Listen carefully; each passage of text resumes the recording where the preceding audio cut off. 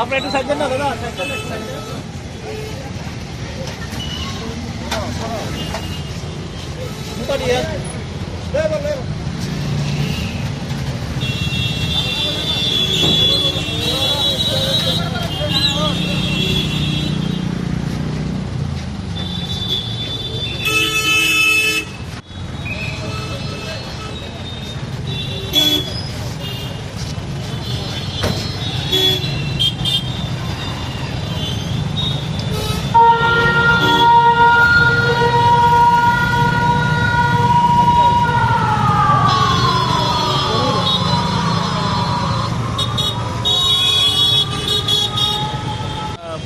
City কন্ট্রোলকে আমরা call করছে যে একটা আননোন পার্সন এখানে পড়ে রয়েছে অসুস্থ অবস্থা।